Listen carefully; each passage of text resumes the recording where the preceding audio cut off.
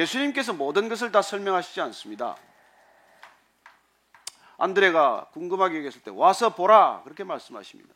빌립과 베드로가 정말 주님께서 그냥 나를 따르라 한마디 듣고 따랐어요. 자세하게 설명하시지 않았습니다. 그리고 우리가 신앙의 길을 걷다 보면 궁금한 걸 다 알고 갈 수 있으면 좋겠지만 그렇지 않습니다. 그냥 베드로를 부를 때도 내가 사람을 낚는 어부가 되게 할 것이다. 그래 그 말씀 한마디를 믿고 일생 여러분 전체를 맡길 수 있겠습니까? 믿음은 그런 거예요. 믿음의 길이란. 그렇게 믿음을 부어주셔서 그 믿음의 길을 걸으면 우리는 어떤 변화가 일어납니까? 제자들을 보면 여러분 보셨다시피 그렇게 3년간 따라다녀도 실족하고 실패할 수밖에 없는 제자들이지만 주님께서 약속하신 그 성령을 부어주셨을 때 그들은 비로소 이제 영의 사람, 성령의 사람들이 된 것이죠. 하나님을 믿어도 육신으로 살아가는 사람이 있는가 하면 하나님을 제대로 믿기 때문에 성령의 사람, 영의 사람으로 바뀌는 사람들이 있다는 것입니다. 사도 바울이 그런 사람이에요. 안 믿었습니까? 하나님을 몰랐습니까? 그렇지 않아요. 그는 예수님을 만나기 전에도 하나님을 누구보다도 열심히 믿었던 사람이고 하나님을 위해서 자기 몸을 바칠 만큼 열심히 일했던 사람이에요. 그러나 그는 육신의 사람이었습니다. 예수님을 만난 뒤에 그는 뭐가 달라졌습니까?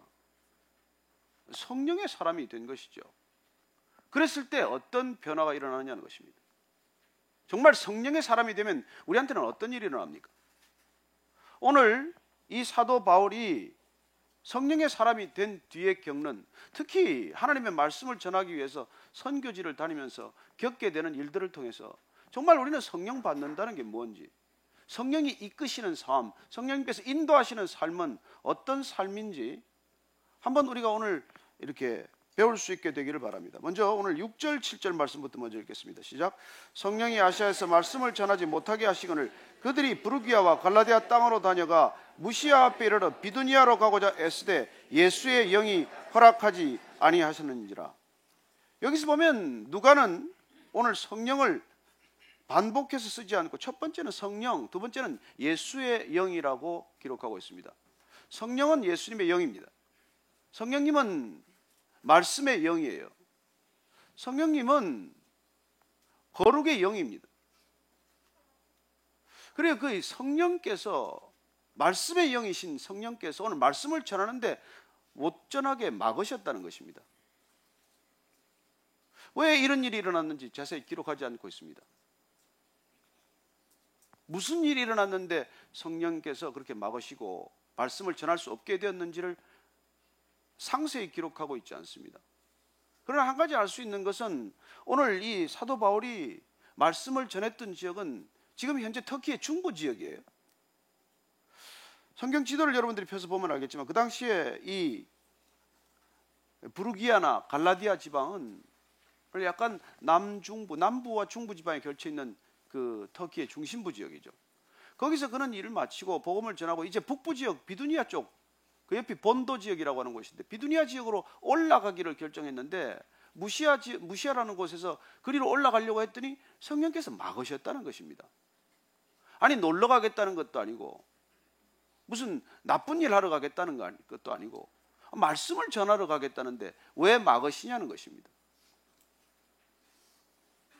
저는 여러분들이 이런 경험을 할 것 종종 하고 있다고 믿어요. 아니 내가 지금 하나님이 일 좀 하겠다는데, 좋은 일 하겠다는데 왜 길이 막히느냐는 것이에요. 왜 그 길이 안 열리냐고 우리는 때를 쓰게 됩니다. 그래서 신앙의 길을 보면 이런 일을 만났을 때 내가 하고자 하는 일을 그냥 계속 하고 싶은데 그 길이 멈춰야 할 때가 될 때, 갑자기 길이 막힐 때 여러분들은 어떻게 하십니까? 보통 두 가지 반응을 보이죠. 왜 하나님의 일을 하는데 이렇게 막으십니까? 하나님 이게 무슨 일입니까? 그래서 이제 40일 작전 기도에 들어가는 사람 계세요. 한번 하나님하고 한번 씨름해서 뿌리를 뽑아보겠다고 하나님을 쥐고 흔드는 기도를 시작하는 사람들이 적지 않습니다. 그런 대표적인 사람이 사실 야곱이에요. 야곱은 어쨌건 그 삼촌 라반 집에서 그래도 여러 가지 재산을 형성을 해서 이제 고향 땅으로 아버지 이삭을 만나러 가야 되는데 여전히 형 에서가 마음에 걸리지 않습니까? 나를 죽인다고 득달같이 달려들 때 도망온 형인데, 그래서 야복강 나루터에서 그렇게 씨름을 해요. 하나님의 천사와 밤새 씨름을 합니다. 축복하지 않으면 못 보내드립니다. 그래 마치 씨름을 삿발을 잡고 씨름하듯 그렇게 밤새 씨름을 했어요. 오죽 끈질기게 들러붙었으면 이름을 바꾸셨겠어요. 너는 이제 야곱이 아니라 너는 이스라엘이다. 하나님과 겨루어 이겼음이라고 말해요. 그래서 하나님의 겨루어 이겼어요. 이긴 결과가 뭡니까? 그리고 야곱은 환도뼈를 얻어맞아서 다리를 절게 돼요. 불구가 된 것입니다. 그렇게 끝까지 축복을 요구했더니 하나님의 축복하는 방식은 뭐예요? 다리를 절게 되었다는 겁니다. 이제 더 이상 제 멋대로 뛰어갈 수 없는 인생이 된 것이죠. 그래요. 그건 이제 동틀 무렵에 다리를 절뚝이면서 먼 광야를 내다보면서 걸어가는 야곱의 모습을 봅니다. 그러나 하나님께서 그렇게 축복하셨기 때문에 그는 극적으로 형 에서와 화해하는 모습을 보게 됩니다. 그렇게 쩔뚝이면서 이렇게 다가오는 형, 와서 그렇게 쩔뚝이는 몸으로 무릎을 꿇고 어렵게 절하는 동생, 그 동생을 어떻게 하겠습니까? 그들은 눈물로 서로 맞게 안고 화해하는 모습을 봐요. 그래 반면에 그 아버지 이삭은 고집 부리지 않습니다. 부딪히지 않아요. 그 아버지 이삭은 우물을 파서 물을 얻으면 블레셋 사람들이 와서 시비를 걸어서 우물을 빼앗기면 빼앗겼습니다. 또 다른 데로 갔어요. 또 우물을 팝니다. 또 물이 나오면 또 빼앗아 갔어요. 그는 마지막으로 우물을 파고 그 우물 이름을 르호봇, 이 땅은 넓다라는 이름의 우물 이름을 붙여요. 여러분 세상은 넓습니다. 그래 지금 야곱과 이삭을 보면 부자지간에도 체질이 달라요. 그래 갈등, 한쪽은 갈등 회피형이에요. 이삭은 갈등을 회피하는 체질이에요. 야곱은 갈등을 대면하는 체질이에요. 여러분 신앙을 우리가 가져도 체질은 안 바뀝니다. 성품은 바뀔 수 있겠죠. 성격은 바뀌고 인격은 바뀔 수 있겠죠. 그러나 체질도 하나님이 주신 거예요. 바울과 바나바도 체질이 달라요. 바울은 목적 지향형 체질이에요. 바나바는 관계 중심형 체질이에요. 그래서 둘이 다툽니다. 마가 때문에 다투어서 헤어져요. 그 다음에 선교 같이 안 갑니다. 바나바가 이리 가니 바울은 저쪽으로 가버려요. 그때 이리 가라 저리 가라 성령이 일러주지 않았습니다. 그리고 그때도 성령님께서는 간섭하지 않으셨는데 지금은 왜 성령님께서 바울의 이 선교 여정을 간섭하고 막으시냐는 거예요. 저는 오늘 여기에 우리 성령님께서 일하시는 방법과 성령님께서 어떻게 우리를 인도하시는지에 대한 그런 통찰을 얻게 되기를 바랍니다. 자, 막으시면은 우리가 못 엽니다. 하나님께서 막으신 문은 우리가 열 수 있습니까? 계시록 3장 7절 말씀을 보면 여러분들이 우리 계시록 때 기억하지만 하나님이 열면 닫을 자가 없고 하나님께서 닫으면 열 자가 없다고 기록하고 있습니다. 그분이 예수님이고 그분이 성령님입니다. 그분이 막으시면 안 열립니다. 그분이 열면 우리가 닫을 수 없습니다. 그래요. 그 단계까지 가는 것을 오늘 우리는 지켜봐야 합니다. 하나님께서 처음부터 우리가 믿음길에 나섰는데 막으십니까? 아닙니다. 하나님께서는 막을 만한 때가 돼서 막으시고 막을 만한 이유가 있어서 막으시는 것입니다. 이제 금방 예수 믿게 됐는데 뭐 막고 말거나 할 게 뭐 있습니까? 그러나 우리가 신앙의 길을 더 깊이 들어가 보면 하나님께서 때로는 이 길이거니 하고 분명히 음성을 듣고 간 것 같은데 그 길이 막히는 때가 온다는 것이에요. 자, 한 번 더 읽어볼까요? 이런 일이 있을 때 지금 바울은 어떻게 반응하고 있습니까? 8절 말씀입니다. 시작. 무시아를 지나 드로아로 내려갔는데, 자, 막혔습니다. 막혔더니 무시아라는 곳에서 더 이상 비두니아로 가려고 고집 부리지 않고 비두니아로 길을 열어달라고 떼를 쓰지 않고 비두니아로 가겠다고 결단코 40일 작전 기도를 하지 않고 그는 오히려 선선히 반대 방향으로 방향을 틉니다. 비두니아는 저쪽 서쪽이에요. 동쪽이에요. 근데 드로아는 서쪽입니다. 에게해 연안에 있는 항구 도시예요. 여러분, 이쪽으로 갔다가 반대쪽으로 가는 게 쉬운 일입니까? 쉽지 않습니다. 이쪽이거니 하고 가다가 정반대로 길을 돌이키기는 쉬운 일이 아니에요. 그러나 일단 사도 바울은 그 길이 막혔다는 것을 알고 무슨 사정인지 하나하나 성경은 기록하고 있지만 누가 병이 났는지 갑자기 시험에 들었는지 무슨 일인지는 모르겠지만 그 길이 막혔다는 것을 알았을 때 그는 주저없이 반대로 방향을 틀었다는 것입니다. 드로아라고 가서 거기 해변가에서 그날 밤에 환상을 보게 됩니다. 그가 방향을 틀었기 때문에 그가 정반대로 방향을 옮겼기 때문에 그날 밤에 환상을 보게 된다는 것입니다. 여러분 그 과정을 보십시오. 지금 이 길로 가려고 작정했는데 길이 막혔어요. 근데 그 길을 열어달라고 떼를 썼으면 볼 수 없는 환상을 그가 방향을 돌렸기 때문에 정반대 방향으로 그가 몸을 틀었기 때문에 그는 드로아에서 오늘 밤 환상을 보는 것이죠. 자, 이 환상을 보는 모습을 한번 보십시다. 9절 말씀입니다. 시작. 밤에 환상이 바울에게 보이니 마게도니아 사람 하나가 서서 그에게 청하여 이르되 마게도니아로 건너와서 우리를 도우라 하거늘. 환상이 보였는데 처음 보는 사람이에요. 나도 읽은 사람이 아닙니다. 마게도니아 사람은 헬라 사람들이에요. 근데 난 모르는 사람이 하나 서서 그에게 청하여 이르되 마게도니아로 건너와서 우리를 도우라. 마게도니아로 건너와서 우리를 도우라고 청하는 것을 듣게 됩니다. 여기 청하다고 하는 단어에 조금 오늘 주목할 필요가 있어요. 이 청하다고 할 때 썼던 동사는, 지금 쓰고 있는 동사는 파라칼레오라는 헬라어입니다. 파라칼레오. 왜 이걸 우리가 잘 압니까? 이 동사에서 나온 명사가 파라클레토스, 성령을 말씀하시기 때문에 그래요.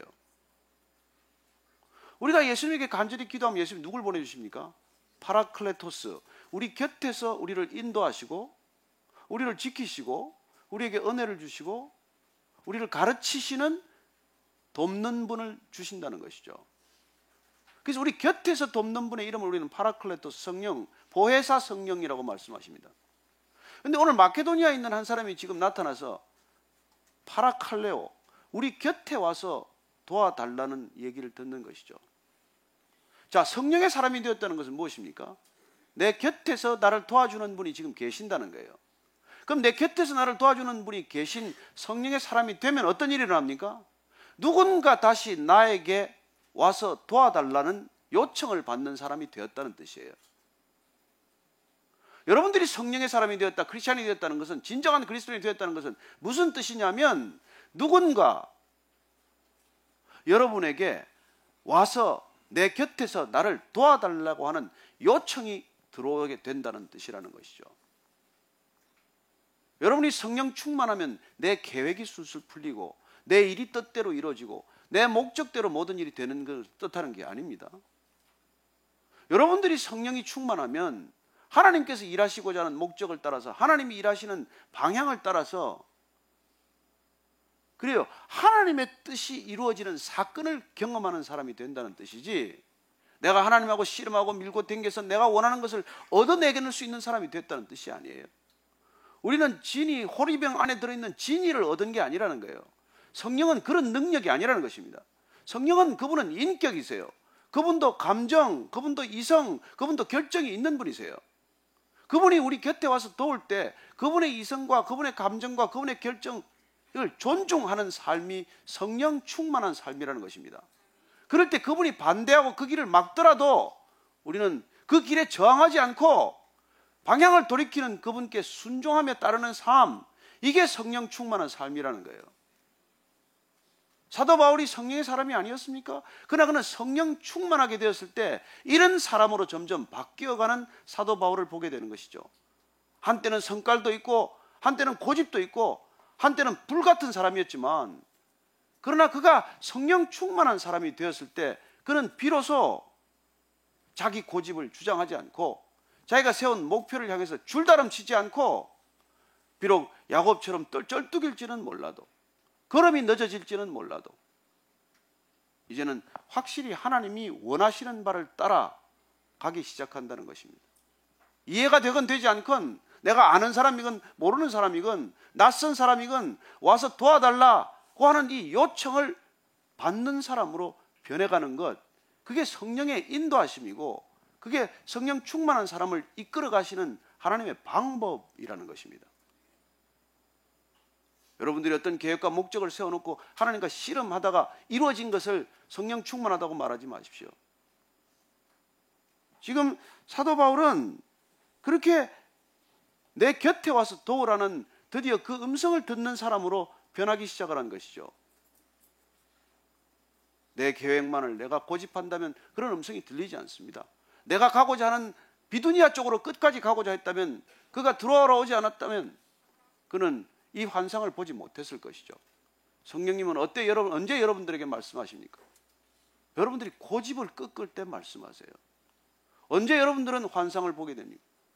내 계획과 목적을 내가 내려놓을 때 환상이 보이는 것이죠. 그리고 그러면 주의 영이 계신 곳에는 자유함이 있다는 건 무슨 말입니까? 바울은 그걸 경험했어요. 주의 성령이 계신 곳에는 자유함이 있다. 어떤 자유를 말하는 것입니까? 내가 하고 싶은 대로 하는 것, 내가 세워놓은 계획을 마음대로 내 고집대로 이루어가는 걸 자유라고 말합니까? 아니요, 이 자유는 내가 계획했던 것을 단념하고 포기할 수 있는 자유를 말하는 것입니다. 내가 비록 이 회사에 취직하려고 죽을 힘을 다했지만, 내가 이 사람과 결혼하려고 죽을 힘을 다했지만, 막으실 때 단념하고 포기할 수 있는 자유가 있다는 것입니다.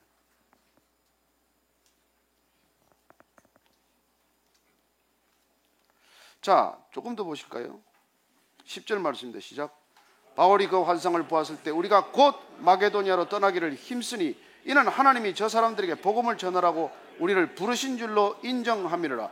바울이 그 환상을 보고 다시 음성을 확인하겠다고 기도원처럼 또 때를 쓰지 않았습니다. 그는 환상을 보고 나서 즉시 곧 마게도니아로 떠나기를 힘쓰기 시작합니다. 그는 비두니아로 가기도 애썼어요. 수고하고 그 길을 열기 위해서 노력했던 사람입니다. 그러나 그 길이 막혔을 때, 새로운 길이 열렸을 때 그는 또 새로운 길을 가기 위해서 힘쓰고 있는 모습을 보게 됩니다. 성령님께서 마게도니아로 불렀는데 그 다음날 아침에 그냥 마게도니아로 가는 배편에 티켓이 내 손에 와 있더라, 이게 아니에요. 다시 마게도니아로 가기 위해서 그는 힘쓰고 수고하는 모습을 보고 있는 것입니다. 길이 열렸건 길이 막혔건 그는 늘 애쓰고 수고하는 삶을 살았다는 거예요.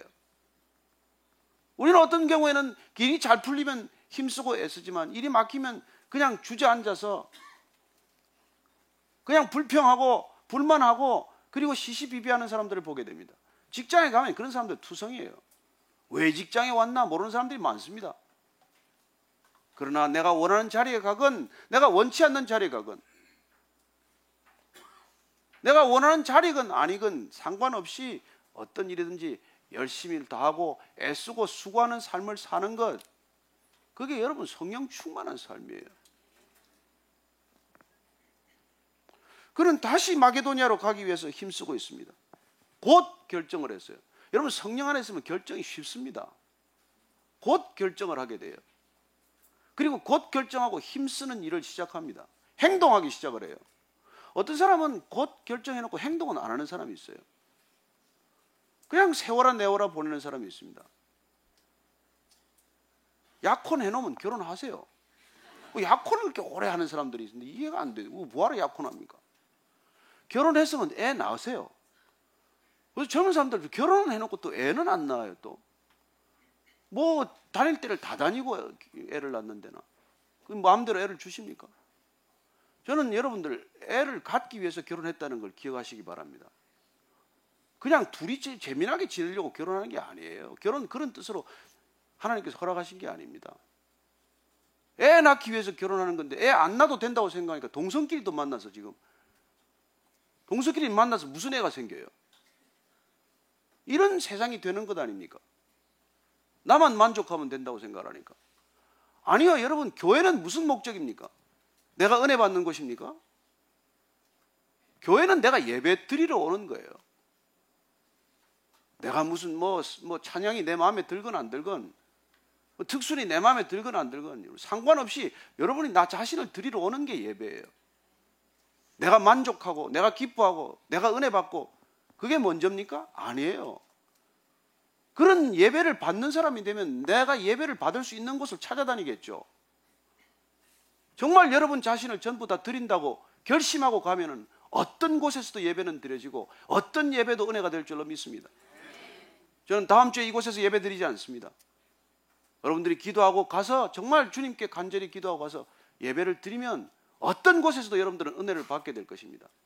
몰려가지 마십시오. 또 몰려갔다가 작은 교회 깜짝 놀래키게 해가지고 이단들이 접수하러 온 줄 알고 저희들한테 뭐 연락이 왔어요. 그렇게 다니지 마시고 조용히 혼자 가서 기도하고 말없이 헌금하고 그렇게 오셔야지. 섬기려면 그곳에 다시 적을 두든지, 저는 여러분들이 계속 떠났다가 그곳에 적을 두는 일이 생기게 되기를 바랍니다. 예. 아멘 하신 분 내가 기억하고 있을 거예요. 언제가나. 그는 저 사람들에게 건너와서 도우라고 하는 말이 무슨 말인지를 알았어요. 복음을 전해달라, 복음을 전하라고 우리를 부르는 것이구나, 이걸 알았다는 거예요. 성령 안에 있으면 그 목적이 단순하고 그 목적이 쉬워집니다. 왜 교회가 자꾸 이렇게 변질되겠어요? 여러분, 오리지널로부터 카피를 안 하고 카피한 걸 또 카피하면 나중에 달라지게 돼 있어요. 여러분들이 성경에서 안 배우고 예수님한테 안 배우고 목사한테 자꾸 배우고 자꾸 다른 성도한테 배우면 여러분들 변질되게 돼 있어요. 오리지널은 하나밖에 없습니다. 예수님한테만 배우면 되고 성경에서만 여러분들이 은혜를 받으면 돼요. 자꾸 딴 데 은혜를 받으려고 하니까 여러분들이 자꾸 변질되는 것이죠. 여러분, 성경에서만 우리가 은혜를 받기로 결정을 하고 예수님한테만 우리가 의지하기로 결정을 하면 시험 들 일 없습니다.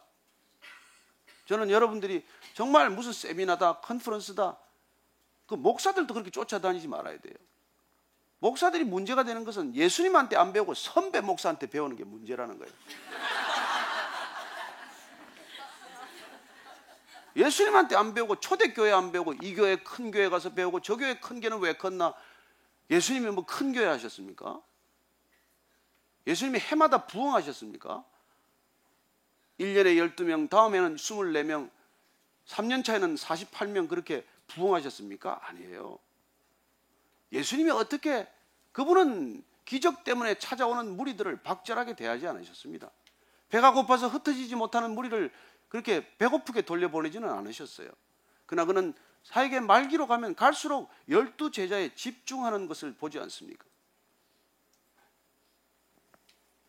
저는 사도 바울이 복음을 전하라고 하는 이 본질을 붙들었기 때문에 그는 비본질에 연연하지 않는 사람이 된 것이고, 본질에 충실해서 비본질에 연연하지 않는 이 성령 충만함 때문에 성령께서 그를 막으시는 존재가 된 것입니다. 여러분, 아무나 막습니까? 여러분, 부부지간에도 서로 말이 통하고 깊은 신뢰가 있어야 하지 못하게 하는 일도 생기지, 그런 신뢰가 없으면 뭐 그 사람이 이걸 하든지 저걸 하든지 아무 상관없어요.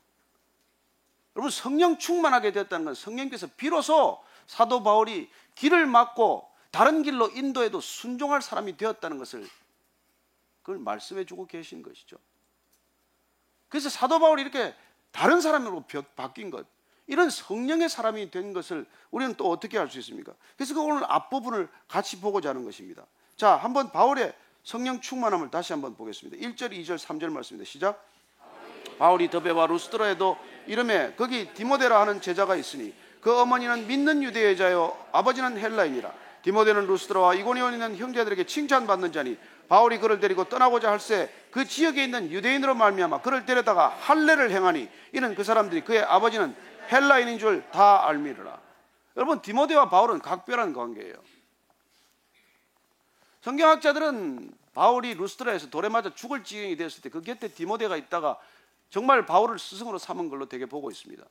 어찌됐건 그는 서신서마다 나의 형제, 나의 동역자 디모데라고 썼기도 하고 나의 믿음의 아들이라고도 부르는 이 특별한 디모데와의 관계예요. 그런데 이 디모데에게 오늘 뜻밖의 유대인들에게 전도하기 위해서 할례를 받으라고 하는 거예요. 여러분, 사도 바울은 할례 문제 때문에 예루살렘까지 가서 거기서 사도들하고 열띤 논쟁을 벌였던 사람입니다. 왜 이방인들에게 할례를 강요하냐? 무엇 때문에 할례를 그걸 시켜야 되냐? 마음의 할례가 중요하지 몸의 할례가 뭐가 중요하냐? 그랬던 바울이 왜 무엇 때문에 그런 디모데에게 이런 할례를 받으라고 말하는 사람이 되었습니까? 그가 성령 충만함이 그에게 임했을 때 그는 더 이상 할례 받고 할례 안 받고가 중요하지 않게 된 거예요. 그는 복음이 전해져야 한다는 이 본질 때문에 할례 받고 안 받고가 그리 중요하지 않다는 걸 깨닫게 된 거예요. 그래서 그는 디모데에게, 사랑하는 디모데에게, 네가 전할 유대인들에게, 그 유대인들이 그게 걸림돌이 되지 않도록 너 할례 받으면 되지 않겠니? 할례를 받고 안 받고가 나한테 중요한 게 아니라 내가 복음을 전하고자 하는 그 상대방에게 그게 중요하다면, 그러면 그게 뭐가 그렇게 내가 고집스럽게 내 고집을 관찰하려고 애를 쓸 게 있냐는 것이죠. 복음이 전해질 수만 있다면 할례 받으면 어떻고 안 받으면 어떻고, 복음만 전해줄 수 있다면 그 우상에게 바쳐진 제물의 고기를 먹으면 어떻고 안 먹으면 어떻고, 복음만 전해줄 수 있다면 내가 살건 죽는 건 그게 뭐가 그렇게 대단하냐는 것이죠. 그는 복음이 전해줄 수만 있다면 감옥에 들어가도 좋은 사람이고 누가 시기를 해도 좋은 사람이고, 복음만 전해줄 수 있다면 바울 자신이 욕을 얻어먹어도 상관 안 하는 사람이 된 것이죠. 저는 여러분들이 예수님이 중요하기 때문에 여러분 자신이 날마다 덜 중요해지시게 되기를 바랍니다. 왜 그렇게 성도라고 하면서 끝까지 신앙으로 그렇게 10년, 20년을 가도 내가 점점 더 중요해집니까? 육의 사람이라서 그래요. 여러분들이 영의 사람이 되었다는 것, 여러분들이 성령의 사람이 되었다는 것은 여러분들이 본질을 붙들었다는 것이고 내 존재 전체도 비본질로 변해버렸다는 거예요. 그래서 더 이상 내가 그렇게 중요한 존재가 아니에요. 여러분들 은혜 받고 안 받고 그렇게 중요하지 않아요. 복음이 전해지는 것이 중요하지. 그래서 오늘 지금 사도 바울은 그냥 이미 이 말이죠. 이게 디모데는 루스드라와 이고디온에서 칭찬받는 사람이에요. 그만하면 덕품도 성격도 다 괜찮은 사람이에요. 그럼에도 불구하고 단 한 사람이라도 더 전도할 수 있다면은 그까지 할례 받는 게 그거 뭐가 중요해요. 디모데 또한 아버지 헬라 사람이기 때문에 아버지가, 어머니는 유대인이지만 할례를 못 받게 했으니까 못 받은 거예요. 그러나 이제 그 자신도 그냥 사도 바울이 그렇게 받으라고 했을 때 저항하지 않고 떼쓰지 않고 고집하지 않고 자기 주장을 관철하지 않고 거기에 순종하는 것을 보게 됩니다. 여러분, 성령 충만하면 그렇게 순종적인 사람이 되는 거예요.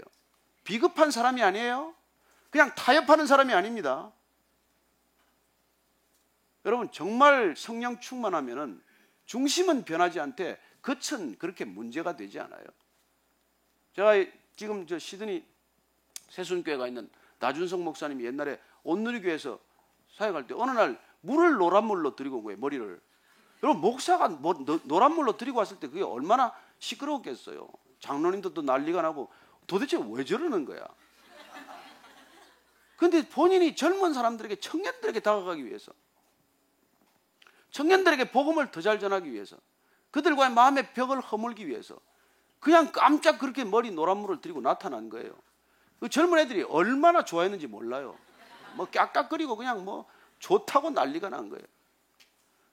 여러분, 내가 머리 물들여서 단 한 사람이라도 전도할 수 있다면 파란 물이면 어떻고 빨간 물이면 어때요? 뭐가 그렇게 중요해요? 예. 지금은 이제 그분 까만 머리입니다. 이제 성인 사역하기 때문에 까만 머리지만, 지금은 머리를 노란물로 들이면 그 본인이 이렇게 복음을 전하고자 하는 사람들이 안 듣게 된단 말이에요. 왜 이렇게 저도 이렇게 멋을 내겠어요? 이 청담동에서 멋없이 나타나면 안 들으니까.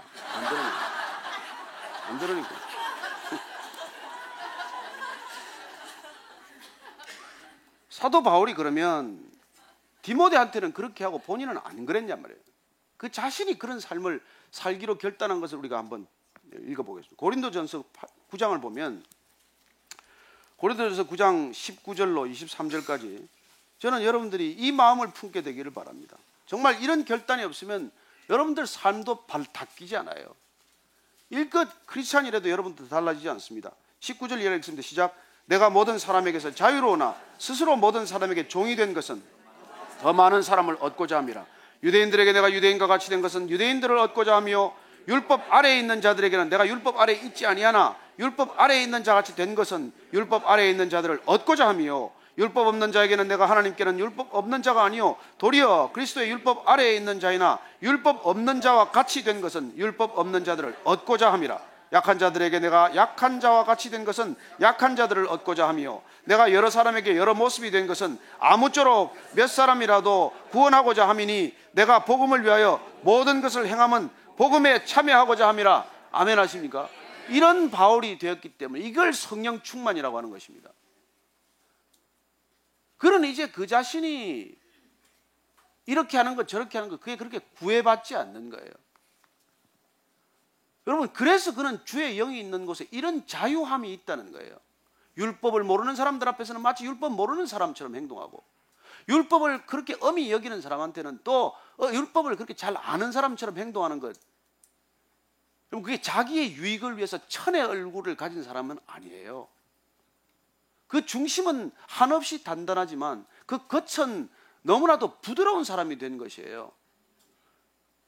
저는 여러분들이 복음 때문에 온유한 사람이 되기를 바랍니다. 여러분들은 성령 충만하면 이 사람은 그야말로 대단한 유연성을 가진 사람이 되는 거예요. 진정 성령 충만이란 유연함 그 자체예요. 아니 지금 그렇잖아요. 내가 복음 없는 사람, 율법이 없는 사람한테는 없는 것처럼 가겠다는 거 아니에요. 그래서 여러분들은 성경을 모르는 사람들한테는 말 쓰는 것 하나를 조심해서 써야 돼요. 그 사람들은 그야말로 꿈, 무슨 열정, 이런 단어라야 조금 이게 비슷해지지. 사랑이라고는 해봐야 이게 막장 드라마밖에 못 본 사람들한테 주님이 당신을 사랑하십니다 이런 얘기 해봐야 무슨 얘기인지는 못 알아들어요. 그 사람들은 배려나 관심이나 이런 것들이 오히려 사랑에 가까운 단어가 되고 말았어요. 저는 여러분들이 믿지 않는 사람을 상대할 때 그 사람들이 알아들을 수 있는 언어, 그 사람들이 이해할 수 있는 그런 표정으로 다가가게 되기를 바랍니다. 그게 여러분 삶의 유연함이고, 그 유연함은 여러분들이 성령 충만할 때만 가능해요. 성령은 없고 육의 사람들이 된 사람들은 어떻게 살았습니까? 그 바리새인들은 어떻게 살았어요? 거짓 영성이죠. 종교성은 영성이 아니에요.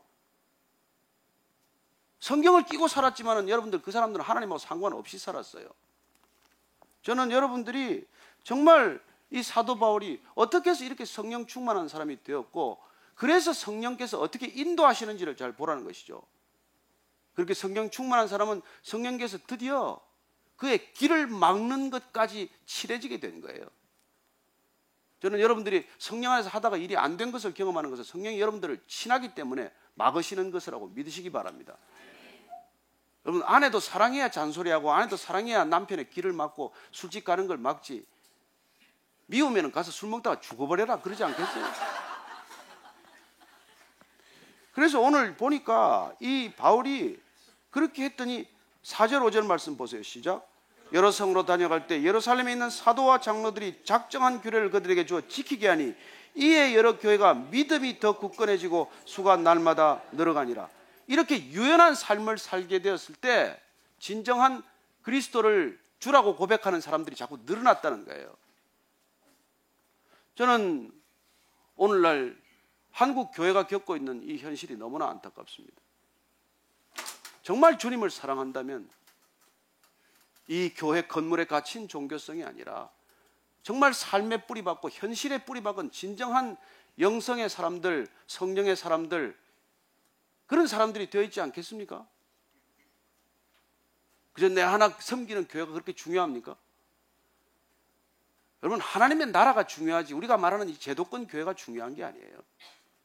물론 이 교회라는 그 태동에, 이 테두리 안에서 모태 가운데서 수많은 신앙인들이 탄생한 것을 우리는 너무도 감사할 일이지만, 그러나 이 시대가 주님께서 여전히 원하시는 것은 정말 성령의 사람들이 되기를 바라고, 한 사람 한 사람이 성령 충만한 사람이 되어서 복음을 증거하기 위해서 그 어떤 것도 중요하게 여기지 않는 그런 진정한 그리스도인들이 되기를 원하고 계신 것이죠. 오늘 주님께서 이 바울을 통해서 인도하시는 방법이 동일하게 이 시대도 성령 충만한 사람에게 하나님께서 인도하시는 방법이에요. 저는 제가 보스턴에 신학하러 갔을 때, 여러분, 그 신학하기도 어려운 나이고 신학하기도 힘든 건강이에요. 그러나 거기서도 개척 교회가 시작이 되게 하셨어요. 저는 교회를 무슨 제가 그게 뭐 신학 공부하러서 무슨 교회를 시작하겠어요. 그러나 거기서 두 사람을 만났어요. 한 분이 오셔서 제가 이런 교회가 생기도록 7년간 기도했습니다. 또 한 분은 오셔서 저는 이런 교회가 이 땅 보스턴에 있기를 10년간 기도해왔습니다. 그래요. 제가 그때 알았습니다. 내가 왜 보스턴에 왔는지, 왜 신학을 하게 되었는지. 7년간 10년간 기도하는 사람의 기도 응답이 저예요. 건너와서 도우라 하는 그 명령을 나는 제대로 못 듣고 갔지만, 우리가 영적인 사람이 됐을 때는 그런 걸음이 시작이 되는 거예요. 저는 뭐 세미나리 투어 한다고 밴쿠버 가서 위전트 칼리지, 풀러, 바이올라, 뭐 트리니티 다 돌아보고 마지막에 그 보스턴을 가서 보니까 그게 조금 학교가 번듯하게 생겼더라고요. 아주 그 언덕에 아주 예쁘게 지어놨어요. 기숙사도 제대로 돼 있고. 그런저런 조건 때문에 그 길을 갔지만, 그런 선택을 했지만, 그러나 하나님께서는 누군가의 기도에 응답이 되게 하셨다는 것입니다. 저는 온누리 위에 떠날 생각도 없었고 CGN 뭐 평생 섬기다 끝날 줄 알았어요. 그러나 내가 이해할 수 없는 방법으로 여기 오고 나서야 내가 왜 떠나야 되는지, 왜 그런 방법인지를 다 깨닫게 된 거예요. 이 교회에서 예수님을 만난 사람, 이 교회 와서 변할 것 같지 않던 사람이 변하는 사람, 그들의 기도에 응답이 저라는 거예요. 여러분들이라는 것입니다. 저는 여러분들이 다 알고 이 길 가지 못합니다. 죽는 날까지 우리는 다 알지 못해요. 사도 바울이 왜 마게도니아로 가게 됐는지, 그리고 사도 바울을 만난 디모데가 또 누군가에게 왜 가게 되었는지, 우리는 지난 2000년 동안 복음이 그렇게 전해져 온 것을 다 알 수 없어요. 그러나 누군가의 부름에 순종하신 사람들이 이 땅에도 오고 지금도 열방 가운데로 흩어짐으로써 하나님께서는 지금도 복음의 역사를 이루어가고 계신 것이죠. 성령의 인도하심이 없다면 교회는 없습니다. 성령의 인도하심에 순종함이 없다면 복음은 그 자리에서 멈추고 말 것입니다. 저는 여러분들이 복음 받은 사람이 되고 성령의 사람이 되어서 누군가 건너와서 도우라는 음성을 듣게 되기를 바랍니다. 누군가 건너와서 도우라는 말에 곧 열심히 애쓰고 그리고 그곳으로 달려가는 저와 여러분 되기를 바랍니다. 오늘 이 사도행전 말씀을 통해서 성령 충만한 바울을 통해서 그가 그토록 누군가 싸우고 화해하기가 어려운 사람이었다가 정말 성령 충만하게 되었을 때 더 이상 나를 고집하지 않고 더 이상 나를 주장하지 않고 내 계획과 내 방향이 중요한 것이 아니라 성령의 음성에 예민해져서 돌이키라고 할 때 주저없이 갈등 없이 그렇게 곧 즉시 움직일 수 있는 그런 바울이 되었듯 우리 자신도 그런 말씀에 순종하는 사람들이 될 수 있기를 축원합니다. 우리 신앙은 나를 위한 것이 아니에요. 우리 신앙의 열매는 내가 먹는 게 아닙니다. 우리의 복음이 값없이 우리에게 흘러왔듯 우리가 받은 은혜는 누군가에게 값없이 전해지게 될 것입니다. 그 일을 위해서 한 주간 삶의 목표가 분명해지기를 바라고 그 일을 위해서 저와 여러분들은 또다시 예배 자리에서 모였다가 아름답게 흩어질 수 있게 되기를 축원합니다. 한 주간 그런 무별로 흩어졌다가 귀한 감정을 가지고 6월 첫 주 예배에 모일 수 있게 되기를 바랍니다. 같이 오늘 기도할 때 주님 저를 그렇게 사용하여 주옵소서. 건너와서 도우라는 음성이 듣게 하여 주옵소서. 건너와서 도우라는 음성을 들었을 때 갈등 없이 즉시 순종할 수 있는 그런 성령 충만함이 있게 하여 주옵소서. 한번 그렇게 같이 기도하겠습니다. 하나님 아버지 감사합니다.